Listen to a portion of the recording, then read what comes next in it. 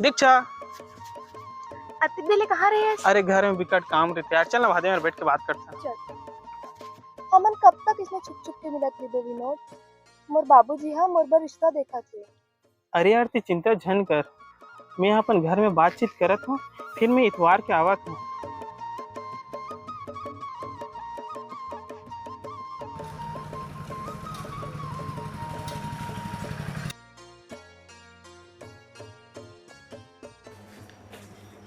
और सुन बाबू, हाँ तेहा कहीं मत बोल बे, जो बोलना रही जो बात करना रही मैं करूँ। राम राम सगा। राम राम गा आओ बैठो। नोनी सकमन में पानी ला बेटी।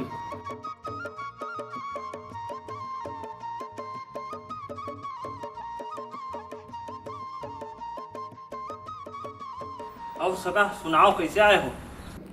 बात ऐसे है गौटिया, मोर यहाँ बाबू है और आपके यहाँ नोनी दोनों एक दूसरा को पसंद करते, तो मोर यहाँ बेटा बार आपके यहाँ नोनी के हाथ मांगे बार आए हो। का बोलेस? तोर लड़का मोर लड़की ने पसंद करते अटेक पान बोले तो हिम्मत कैसे हुई? मैं मोर पसंद के लड़का से मोर लड़का के शादी करूँ, तुमन मोर घर ले चले जाओ तुमन मोर घर। गौटिया बात ला, मला कुछ नहीं सुना है, तुमन चले जाओ मोर घर ले।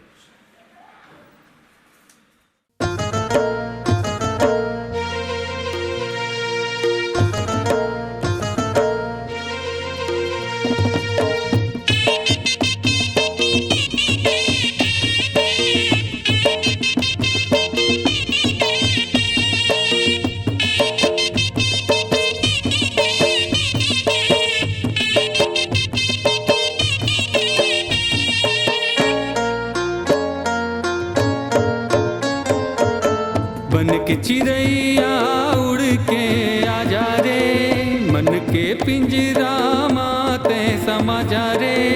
तोर मिठ बोली ला मैं सुनूं, रतिहा के तारा लगिन, सपना ला मोर आके सजा जा रे। बन के चिड़ैया उड़ के आजा रे, बन के चिड़ैया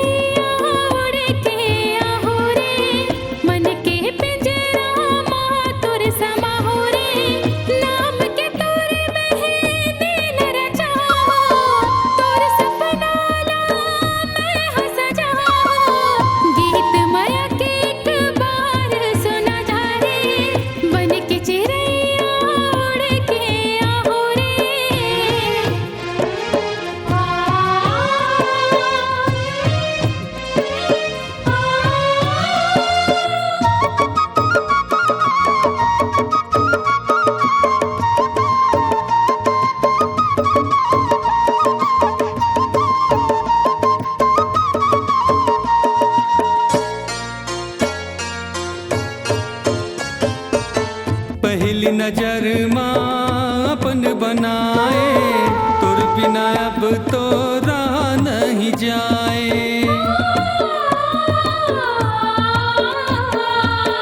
पहली नजर माँ अपन बनाए, तुर बिना अब तो रहा नहीं जाए।